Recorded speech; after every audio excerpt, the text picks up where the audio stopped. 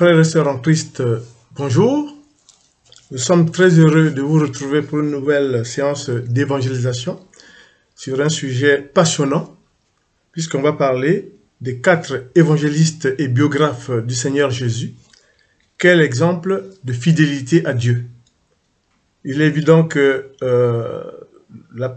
beaucoup d'évangélisation portent sur les évangiles, à la gloire de Dieu, bien sûr, mais il nous apparaît utile dans le moment où on sent que la foi, le niveau de foi baisse un peu avec tous les événements que vivent les hommes. Il nous apparaît important de montrer que la fidélité existe envers Dieu, envers Jésus et envers l'Esprit Saint, envers la Trinité Sainte.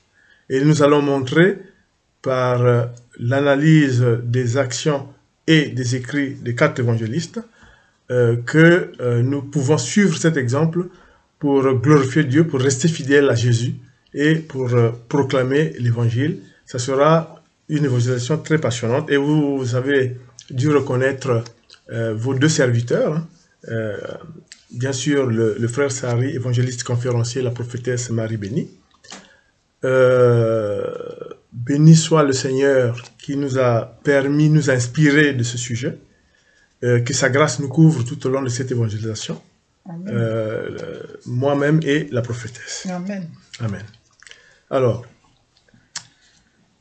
vous savez que les évangélistes font partie des 5 ministères créés par le Christ, mais au moment où Jésus leur a donné cette mission, et au moment où ils se sont impliqués pour rédiger ce que nous connaissons comme étant les évangiles, faisant partie du Nouveau Testament, nous devons donc nous rappeler que l'évangile fait partie du Nouveau Testament et c'est la bonne nouvelle de Jésus-Christ. Elle était déjà évoquée dans l'Ancien Testament, mais elle a pris corps avec l'arrivée du Messie lui-même. Ça a été, je dirais, inauguré lors justement quand Jésus, après son baptême, va donc prononcer cette parole. Il va dire, l'évangile commence en fait par la prédication inaugurale de Jésus en Galilée, après que Jean ait été livré, comme vous savez que Jean le Baptiste a été trahi et puis livré et il sera tué, notamment décapité. Donc Jésus dit, le temps est accompli, le royaume de Dieu est tout proche, repentez-vous et croyez à l'évangile. Et c'est là le déclenchement de l'évangile de Jésus-Christ, inaugurant après son baptême son ministère. On a déjà eu à traiter de ce ministère, le ministère de Jésus de Nazareth. Donc, on peut dire que les évangiles rapportent la vie de Jésus-Christ. Autrement dit, il n'y a pas un autre livre d'histoire qui peut parler de la naissance du Christ, puisque aucun historien ne va vous parler de l'incarnation. Donc, les évangélistes, comme on va le voir, vont être en même temps des biographes parce qu'ils vont nous donner des éléments de la vie de Jésus, des contacts de Jésus, et en même temps, ils vont nous permettre de définir ce que c'est que l'évangéliste au moment où le Christ a donné cette mission. Les apôtres, c'est les envoyés de Jésus, comme lui-même avait défini, mais les évangélistes, c'est les témoins de la vie du Christ, en quelque sorte, des personnes qui sont censées rapporter fidèlement les discours, les faits, les actes de Jésus pour témoigner de sa puissance et rendre accessible la bonne nouvelle, la parole de Dieu, la parole de Jésus pour la communauté, pour les chrétiens et pour l'éternité. Parce que les évangiles sont là pour l'éternité, c'est la bonne parole et Dieu a instruit les évangélistes et nous verrons que ce choix a été fait par Dieu, des 4 évangélistes. Nous le verrons tout au long de notre évangélisation. Donc, comme je disais, vous savez que, bon, pour juste dire que dans le Nouveau Testament, vous avez les évangiles, le Nouveau Testament étant de Matthieu à l'Apocalypse 27 livres, et dans les évangiles, vous avez quelque chose de très très important, c'est que ils sont classifiés en fonction des auteurs. Donc nous respecterons aussi cette classification que nous donne le Nouveau Testament, notamment Matthieu, Marc, Luc et Jean. Donc souvenez-vous que la bonne nouvelle, l'évangile, la proclamation de l'évangile, c'est Jésus-Christ lui-même qui l'inaugure avec sa prédication originale, qui dit le temps est accompli, le royaume de Dieu est tout proche, repentez-vous, croyez à l'évangile. Donc ça c'est très très important. Mais on sait aussi que c'est une œuvre littéraire. Pourquoi? Parce que les évangiles, faisant partie évidemment du Nouveau Testament, constituent un best-seller. C'est-à-dire que les informations qui relèvent du Christ ne peuvent se trouver que là. Donc du coup, aucun historien, aucun biographe, aucun écrivain ne peut prétendre parler du Christ en dehors des évangélistes avec la même ferveur, avec la même importance, avec la même spiritualité. Donc ça c'est très très important. C'est pour ça que on peut dire que les évangiles sont sacrés. Ça veut dire qu'il ne faut pas les blasphémer, les critiquer, puisque les évangiles sont sacrés. Qu'est-ce que c'est que le sacré? Le sacré, c'est ce qui relève de Dieu. Les évangiles, c'est la parole, c'est la bonne nouvelle de Dieu, donc ils sont sacrés. Ils contiennent des données, bien sûr, biographiques, puisque comme vous le verrez, quand vous lisez l'évangile, par exemple, il y a des passages où on dit que à 12 ans, on a présenté le Christ au temple. On vous dit que Jésus a commencé son ministère à l'âge de 30 ans, 29 ans dépassé, 30 ans. On vous cite des personnalités contemporaines du Christ. Donc, tout cela fait que les évangiles contiennent en eux des données biographiques, les données de la vie du Christ. Les évangiles retracent, on peut le dire avec certitude, et c'est avoué, le ministère de Jésus de Nazareth. Donc, ce qu'il a fait pendant son ministère, début jusqu'à la fin. Donc, parle de la naissance, parle de sa vie, parle de sa passion, de sa mort et de sa résurrection. En même temps, il donne aussi quelques aperçus des peuples qui y habitaient, notamment les Samaritains, etc. Donc, ça aussi, je dirais, des connotations et des informations historiques. C'est un ensemble de prédications et d'enseignements du Christ. C'est un ensemble de prières. C'est un ensemble d'actes divers, de guérison, d'exorcisme, de faits miraculeux. Et puis, ensuite, ils mettent en évidence l'une des missions principales du ministère de Jésus de Nazareth, c'est l'amour des pauvres. À Jérusalem, il l'a montré notamment avec des actes concernant des lépreux. Il l'a montré par des actes de paralytiques attendant au bord du chemin qu'il les voie et qu'il les guérisse. Ensuite, il l'a montré en chassant les démons. On sait que Marie de Magdala, qui sera la première femme qui a apparu après la résurrection au Christ, était la femme chez qui le Christ avait chassé les 7 démons. Donc, c'est pour dire que tout ça est relaté avec ferveur, avec puissance dans les évangiles. C'est pour ça que les évangélistes apparaissent effectivement comme des témoins du Christ. Pourquoi? Parce qu'ils transcrivent, rapportent avec fidélité tout ce qui a trait au Christ. Donc, c'est des disciples du Seigneur, au même titre que d'autres disciples. On verra que Jésus, les apôtres, il les appelait, vous savez, quand il a appelé les 4 premiers, ensuite les autres. Et par contre, il a bien dit que les apôtres étaient les envoyés du Christ, et les évangélistes, comme je vous le disais, c'est des témoins du Christ.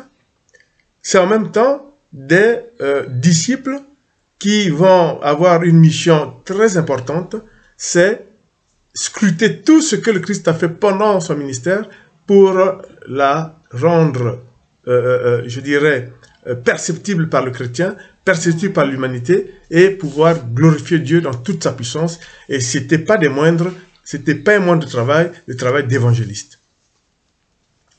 Donc, on peut dire aussi que quand on voit ce que relate l'Apocalypse, c'est que les évangélistes étaient prévus par Dieu le Père, puisqu'on lira un passage de l'Apocalypse ou du prophète Ézéchiel, où vous verrez que Dieu avait prévu les 4 évangélistes. Et c'est ce que le Christ a nommé ces 4 évangélistes aussi.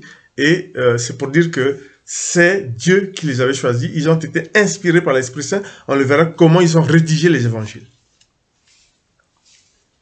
Donc, comme on disait, ces 4 évangélistes qui ont été choisis, désignés par le Christ, avaient donc, je dirais, pour caractère principal, être des fidèles, des plus fidèles de Jésus.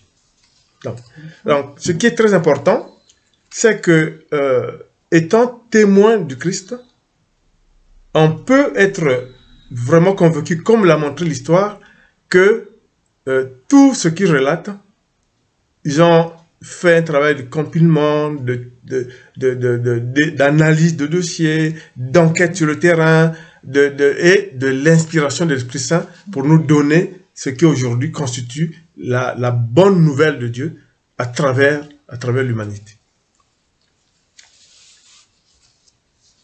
Donc, j'insiste sur le fait que les évangélistes, à la différence des apôtres, sont en même temps des biographes du Seigneur. C'est très important parce que vous ne trouverez pas un écrivain ou un livre qui va vous relater la jeunesse de Jésus, ni sa naissance, ni sa mort. Parce que comment un écrivain pourra-t-il décrire la résurrection? Comment un écrivain pourra-t-il nous relater la passion du Christ? Comment un écrivain, quel qu'il soit, pourra nous parler de la naissance du Christ? Comment peut-il parler du mystère de l'incarnation? Ça ne peut provenir que des évangélistes qui sont en même temps des biographes du Christ et qui nous ont donné des dates, notamment l'âge à lequel le Christ, en tant qu'homme, est mort et ensuite a été ressuscité au 3e jour. Ce qui est aussi très, très important, c'est que d'entrée de jeu, les chrétiens le savent, mais il est bon de le réitérer, les évangiles constituent l'unique source sur la vie et les œuvres de Jésus-Christ. Il n'y a rien d'autre. C'est pour ça, les évangiles, c'est en même temps une œuvre littéraire, mais en même temps une œuvre spirituelle. Et ça relève que de Dieu, parce que vous ne trouverez pas ça nulle part. Il n'y a nulle part, comme je viens de dire, au risque de me répéter, que vous trouverez un écrivain vous relater la naissance du Christ. C'est pas possible. C'est pas possible parce que c'est spirituel, ça relève de la puissance de Dieu, ça relève de la parole de Dieu, et vous ne trouverez ça que dans les évangiles. Donc les évangiles, c'est l'unique source sur la vie, c'est-à-dire que sa naissance, son enfance, sa passion, son ministère, ses relations, ses discours, ses entretiens privés et ses connaissances. C'est dans les évangiles, nulle part ailleurs. Donc c'est pour ça que c'est très riche les évangiles. Donc les 4 évangélistes resteront toujours à tout jamais des prédicateurs. Pourquoi? Mais parce que les évangiles, pour les 4 évangiles, ils ont été publiés après l'an 33, c'est-à-dire qu'après l'ascension du Christ. Le Christ est monté au ciel, rejoindre le Père, et l'Esprit Saint est descendu par la Pentecôte pour commencer l'ère de l'évangélisation. Et c'est à ce moment-là, comme vous le savez, que les évangélistes ont commencé chacun à produire malgré la répression, aussi bien des juifs extrémistes que de Néron. Les évangélistes, par la puissance de Dieu, ont commencé à produire et à publier, évidemment, la parole de Dieu, la bonne nouvelle, c'est l'évangile.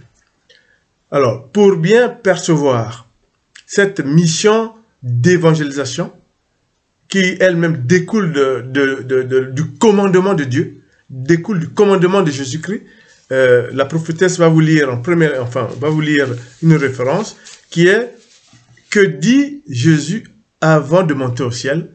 et qui est la base qui nous montre avec certitude que les témoins de Christ, les évangélistes, sont ceux qui, effectivement, nous ont rapporté la puissance de l'œuvre de Jésus-Christ.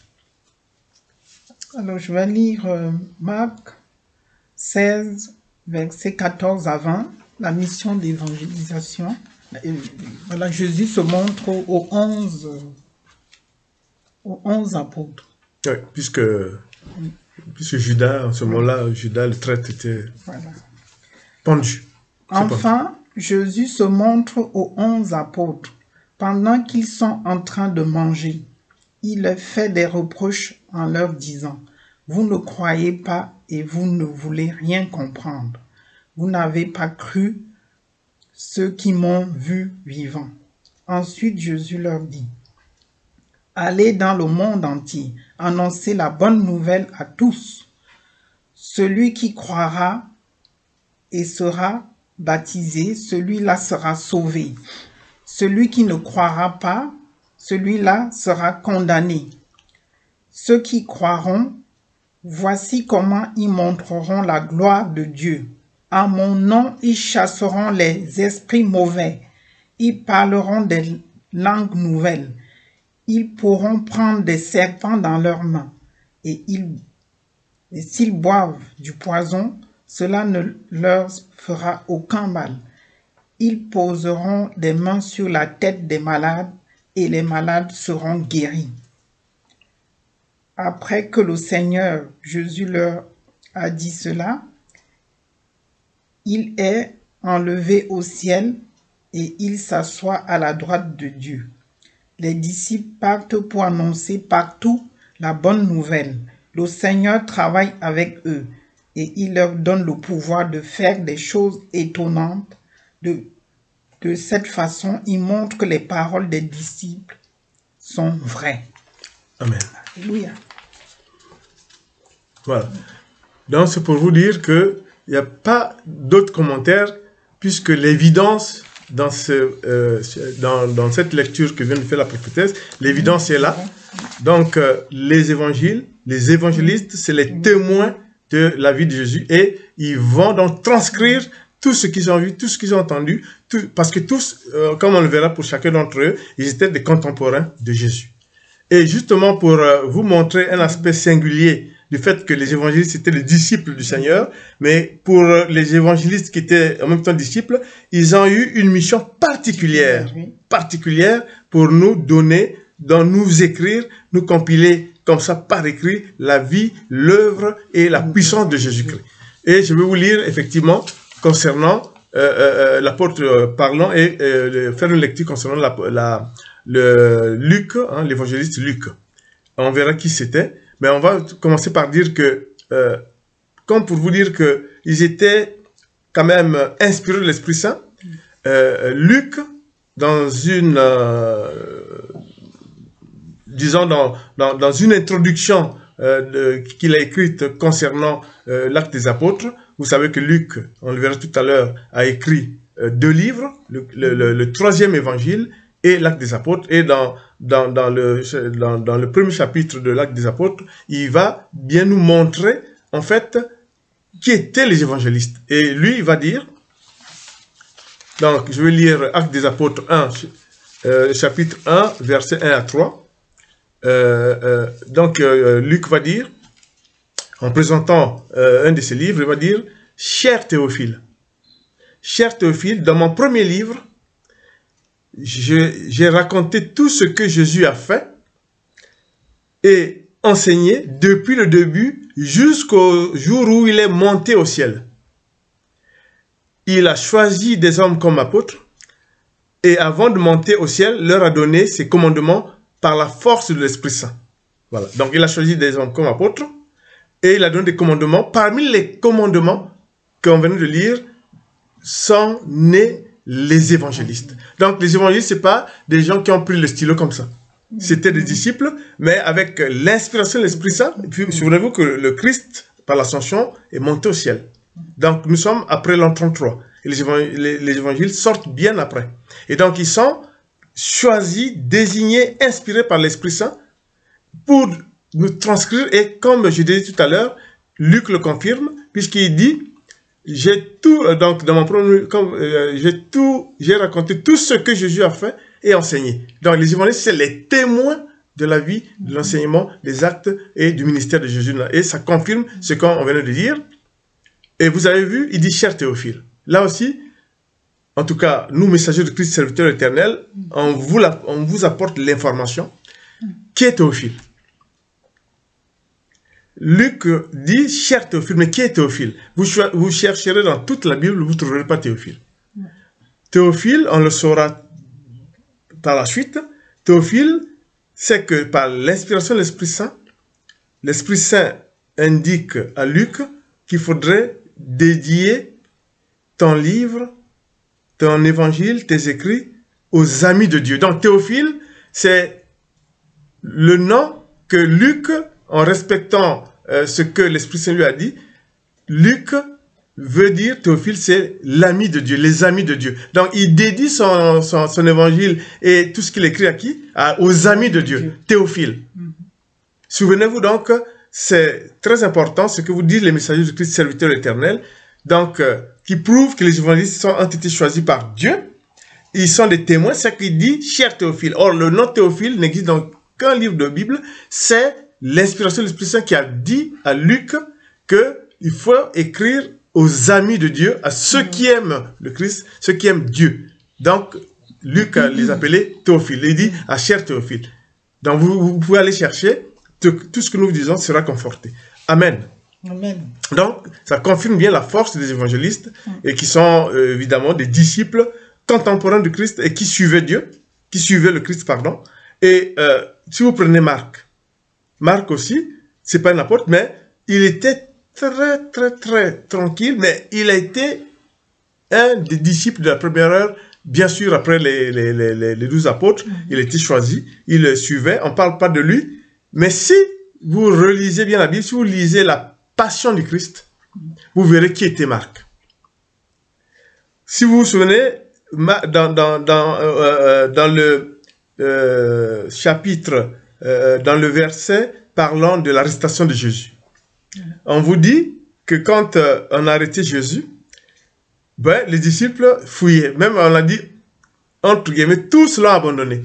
Et il y avait un jeune qui, pris de peur, est resté tout nu parce qu'il a lâché son drap. Et il a fui tout nu, et c'était Marc, l'évangéliste. Donc c'était des disciples de la première heure, et ils étaient là au moment d'arrêter effectivement Jésus. Et le jeune qui a fui tout nu parce qu'il a lâché son drap, c'était Marc. Donc, c'est des fidèles du Christ et ils étaient très proches, ils ont vécu. Donc, ils nous témoignent, ils nous transcrivent et nous rapportent tout ce que le Christ a fait. Amen. Nous allons donc vous présenter effectivement les 4 évangélistes. On va commencer par Matthieu, selon l'ordre des évangiles. Bon, Matthieu, c'est Lévi. Le Christ a mangé chez lui et l'a choisi comme apôtre et il deviendra évangéliste selon ce que je vous ai dit, hein, d'apôtre envoyé de Jésus à évangéliste, témoin de la vie du Christ et qui rapporte tout ça par écrit. C'est le premier évangile publié autour des années 80 au 1er siècle. Vous allez comprendre pourquoi le choix du Christ par rapport à Matthieu. Matthieu était collecteur des impôts. Juif, mais très juif, mais il n'était pas pharisien, il était publicain. Donc, une aile un peu plus, je dirais pas progressiste, ça ne se raisonnait pas comme ça, c'était des publicains tout court. Donc, du coup, c'est lui, dans son évangile, qui va souvent parler des questions ayant trait un peu à l'argent. Souvenez-vous, par exemple, de la parabole des 5 coupons, etc.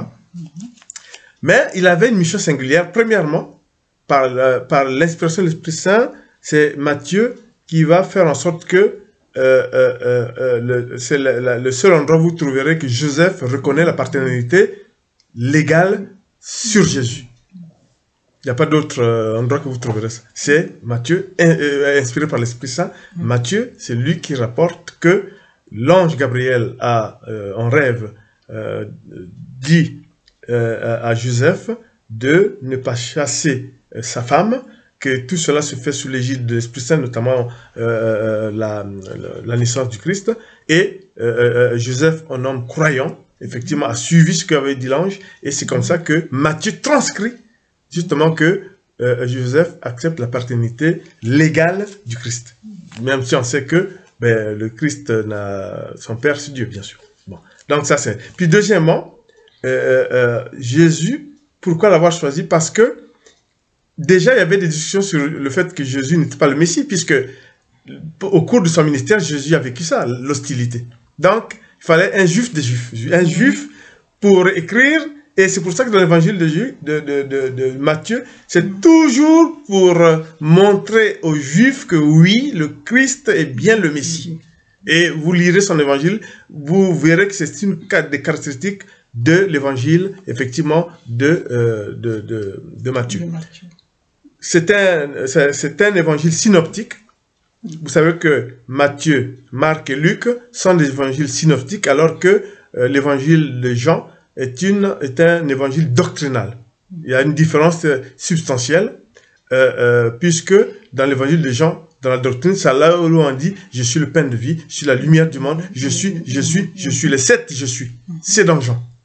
Évangile doctrinal. Dans les évangiles synoptiques, c'est des narrations sur des faits réels que les évangélistes nous présentent. Donc dans Matthieu, publicain,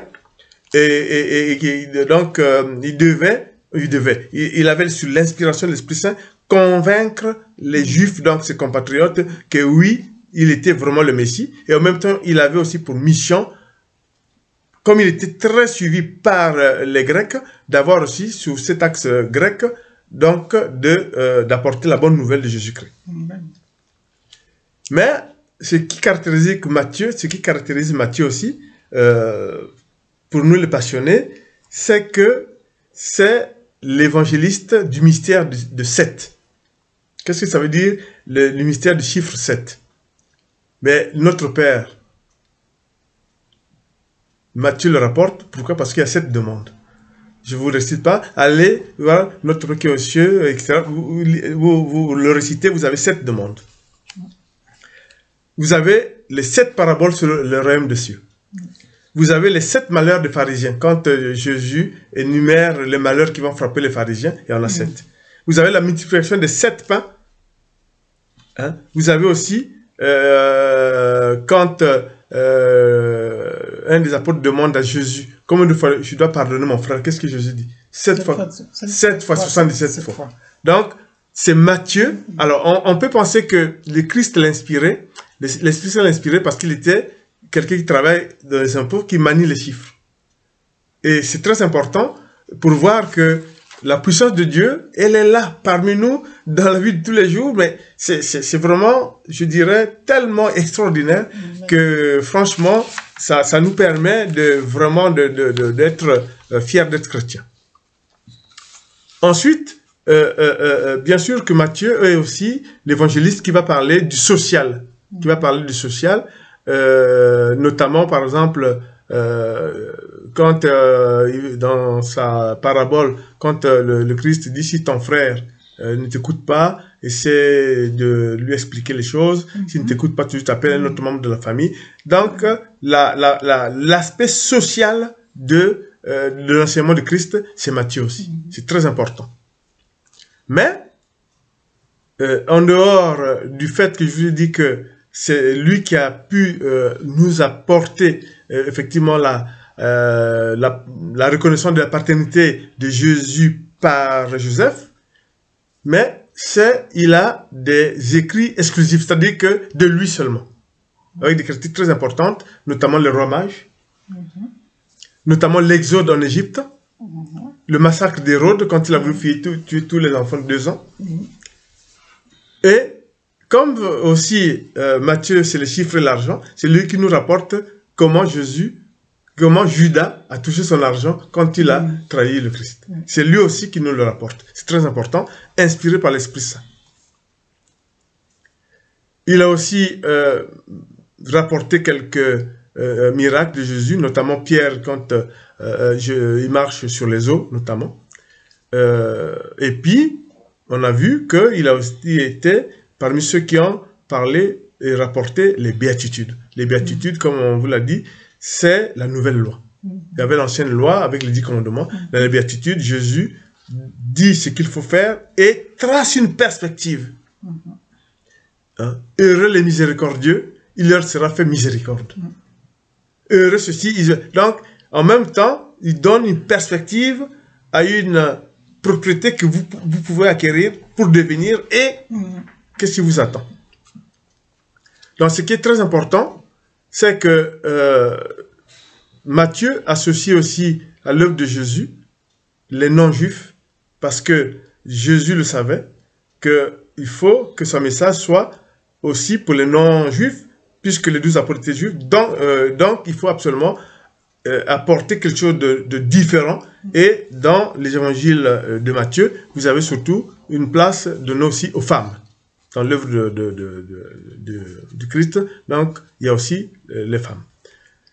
Alors, qu'est-ce qu'on peut dire? On peut aussi dire que ce qui est très important, c'est de voir comment est-ce que Matthieu a pu, sur le terrain, et à tout jamais, bien marteler aux Juifs que Jésus était bel et bien le Messie. Et tout ce qu'il a pu faire, c'était pour conforter la parole de Dieu et les actes de Jésus pour que, à tout jamais, la puissance de Dieu, la puissance de Jésus, la puissance de l'Esprit Saint puisse vraiment être perçue à juste titre, notamment sur les aspects, je venais de dire, notamment les aspects singuliers de son évangile. Et Marc. Bon, Marc, effectivement, c'était, disons, un habitant de Jérusalem. C'est le deuxième évangile. Comme je venais de vous dire, il était le jeune qui, à l'arrestation de Jésus, s'est enfui nu parce qu'il a laissé tomber son drap. Donc, tout ce qui caractérise justement Marc, tout le monde le reconnaît par cet épisode-là, par ce récit. Donc, c'était un disciple qui était proche de Pierre. Il était le cousin de Barnabé qui était effectivement quelqu'un qui a, disons, un disciple qui a beaucoup travaillé avec l'apôtre Paul. Il lui a donc, il s'était rapproché de Pierre. Pierre n'a pas écrit d'évangile, même si c'était le premier, entre guillemets, apôtre. Mais on sait que Marc a beaucoup travaillé avec Pierre, donc la véracité des faits rapportés par Marc, pour beaucoup, était des certitudes, était des vérités, puisque ça venait du premier des apôtres, donc ça venait de Pierre. Et tout le monde, toutes les infos que nous savons, évidemment, rapportent tout cela. L'évangile de Marc brille par sa précision. C'est un évangile de précision. Comme je disais, dans la mesure où elle se base aussi sur les rapports entre Marc et Pierre, donc il y a beaucoup de choses, puisque Pierre était le témoin oculaire et précieux. Voilà. Ce qu'on sait aussi, c'est que c'est l'évangile le plus court. Donc, devant cet aspect, Marc a dû, devant cet évangile court, il a donné des précisions, surtout des détails qui sont très forts en eux-mêmes, très importants.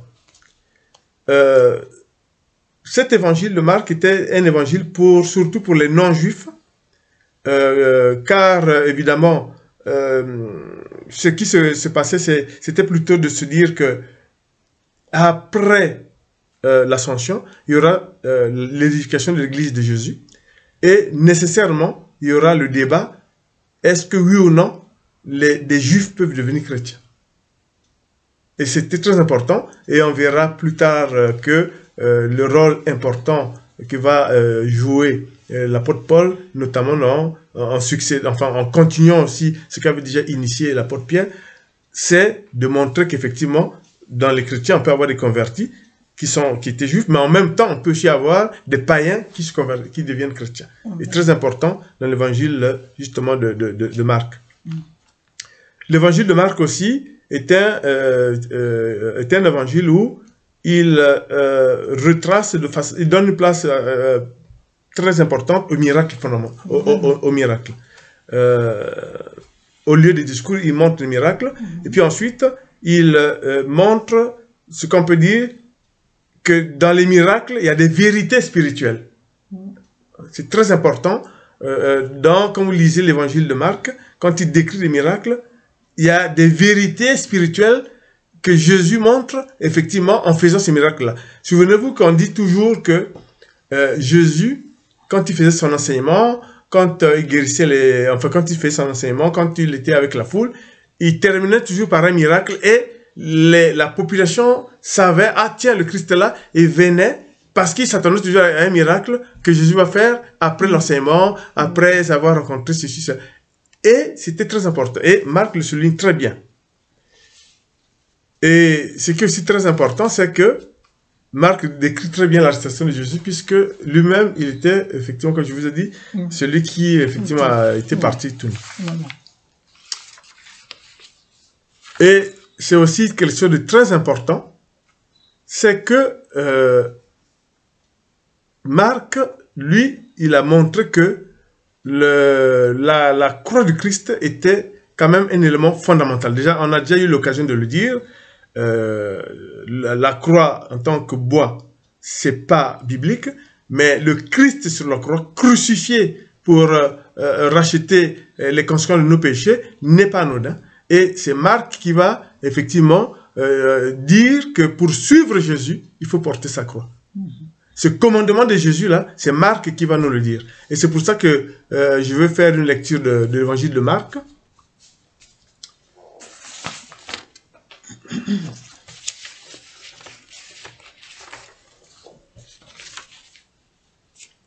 Donc, évangile de Marc, chapitre 8, versets 34 à 37. Ensuite, Jésus appelle la foule avec ses disciples et leur dit: si quelqu'un veut venir avec moi, il ne doit plus penser à lui-même. Il doit porter sa croix et me suivre. En effet, celui qui veut sauver sa vie la perdra. Mais celui qui perdra sa vie à cause de moi et de la bonne nouvelle, il la sauvera. Si une personne gagne toutes les richesses du monde, mais si elle perd sa vie, à quoi cela sert-il?